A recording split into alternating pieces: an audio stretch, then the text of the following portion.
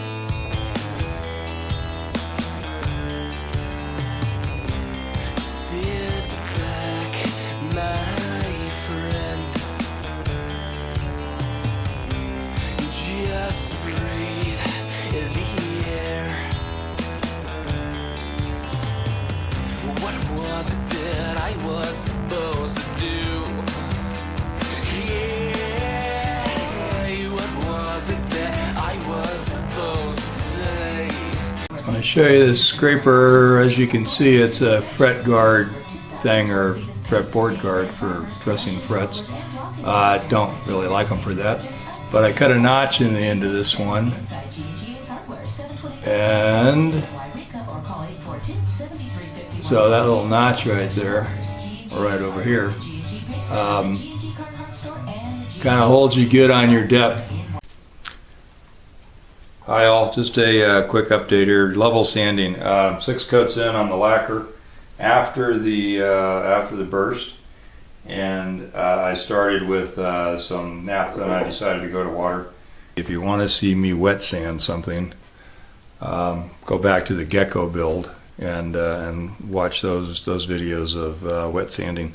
But all I'm doing right now is level sanding. I'm not trying to get it perfect. I'm not trying to get, you know, every little dip, every little shiny dip out. I'm just knocking it down as flat as I can rapidly in order to you know, put another few coats of lacquer on it, maybe another 4 coats of lacquer, and then I will, at that point,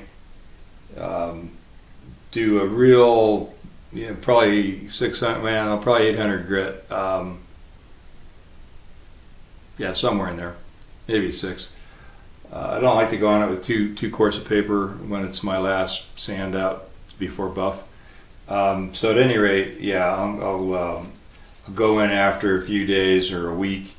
I'll open it up and just scuff sand everything so that it can breathe better and it'll outgas quicker.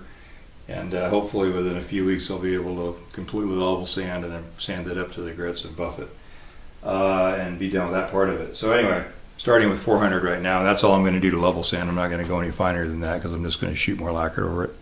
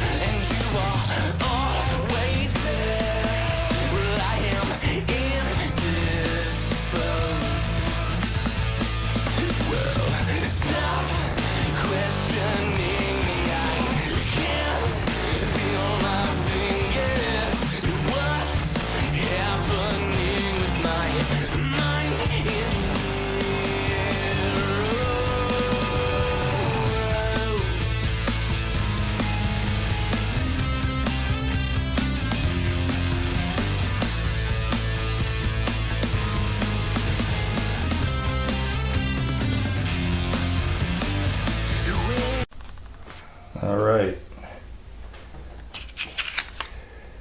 It's 400. Oh, here we go. I'm going to show you what I'm sanding with here.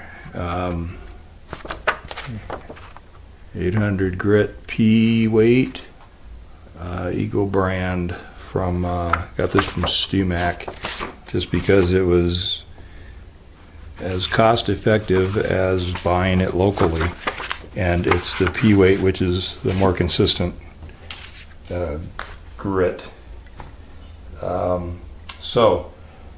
It is a little coarser than standard other type paper, you know, but if you use paper all the same, so this is going all the way up to 2000, so I got 800, 1000, 1500 and 2000.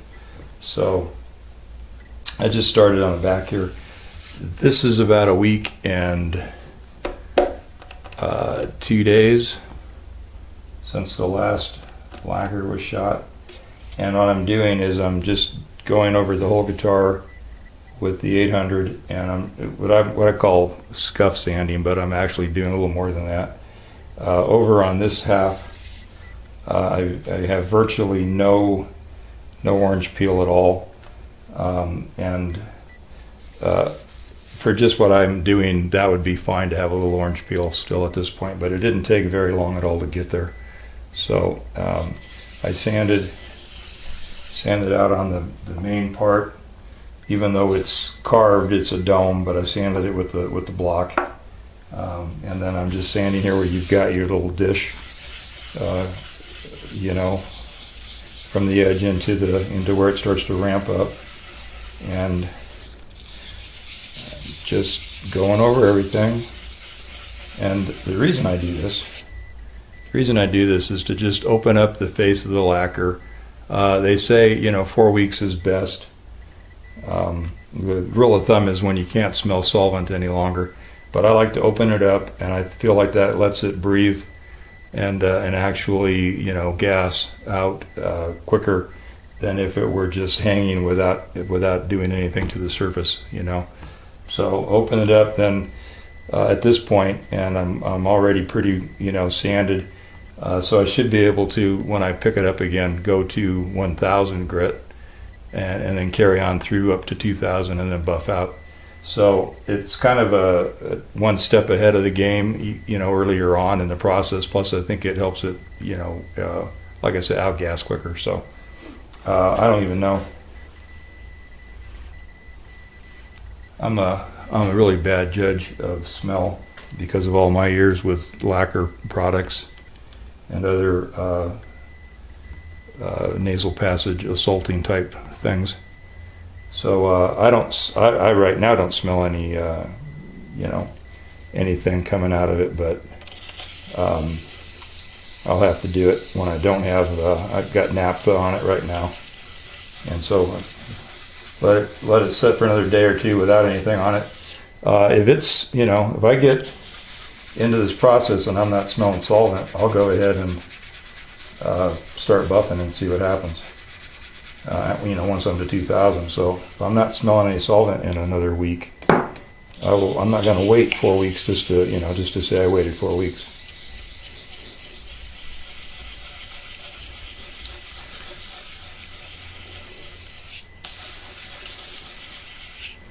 And I'm just doing this, you know, real time with the camera running, just so that because this edge hadn't been sanded yet up to this point, and so I just wanted to, you know, kind of show you I'm not really hitting it super hard here. I don't have a lot of force on it, and I don't have I didn't spend a lot of time sanding, and I'm already, and I don't know that I got a little bit of orange peel out here on the very edge, but nothing here, nothing in here, and so I'm going to move on up to this upper horn here, and I've already done all the way around here and across the top of the neck. I'm staying away from the edges. It may look like I'm sanding the edges, but I'm not putting any pressure on them. My pressure's well back here. That's why I'm still getting a little bit of orange peel around the edge here that's closer to that binding, because I'm really not putting any pressure right there. I'll wait until I get down to finer grits, because it's real easy to burn through lacquer on the edges, even when you've got, 12 coats of lacquer on something.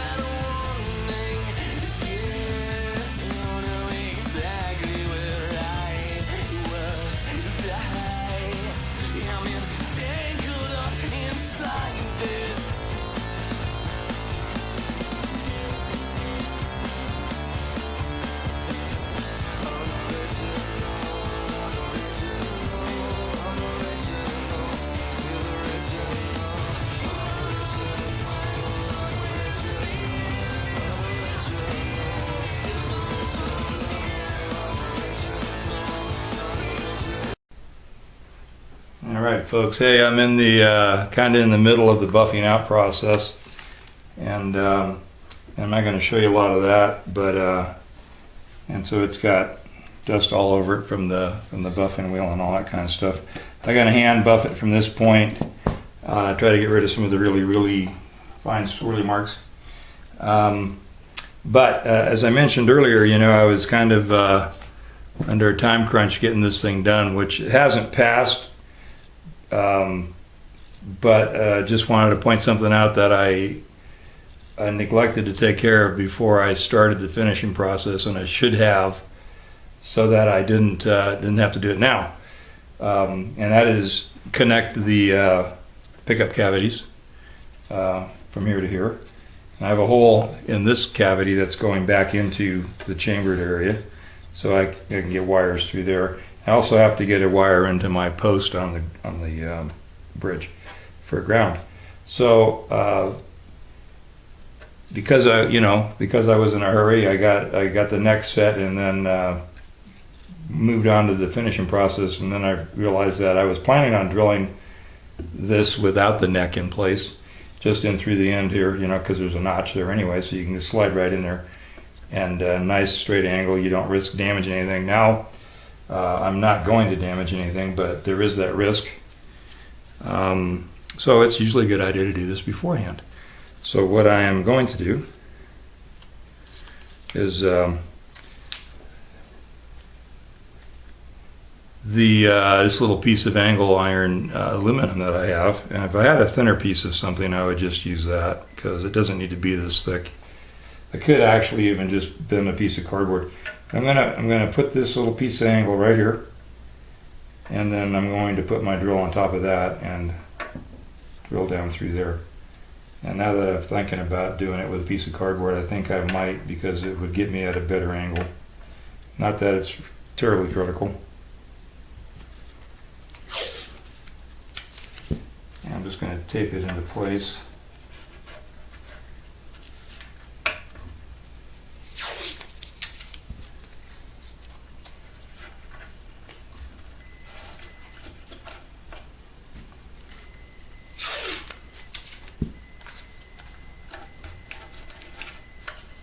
Even though it's taped into place, I'm going to hold on to it. And at this point, I'm just checking to see if it's going to be too excessive of an angle. It's just going to drop into here anyway, so it's really just fine the way it is. So I'm going to hold on to this thing. I don't want to get in your way, but I don't want it to slip either. So there we go.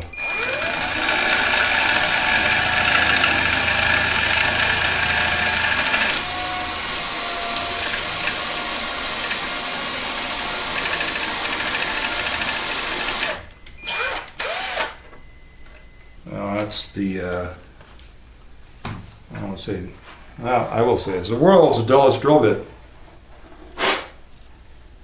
I don't think I have too much further to go. And I was actually riding up on the cutting portion of this bit here, and a little bit of that aluminum, so it's probably a good thing I didn't use anything thinner.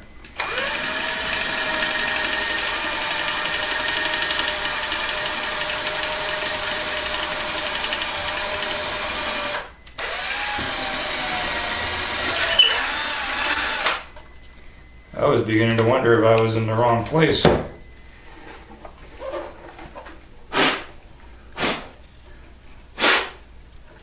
Okay, so now I can get my pickup wires through here into this cavity, which will go right back into the controls.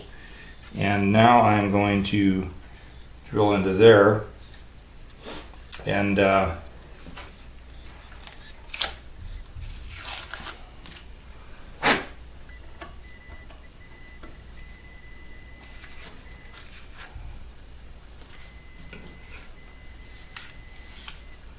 my first impulse was to go like this, just out into that cavity, but that makes a lot less sense than going in from an angle like this. I do need to protect this edge, however, and I'm going to do that. Just going to tape some cardboard down there and catch that angle, and I'll do a little drift pin into here so my hole doesn't just wander around on me, because I don't need to be terribly steep. I'm going to be shooting for somewhere around 3/4, 5/8 of an inch down into the hole.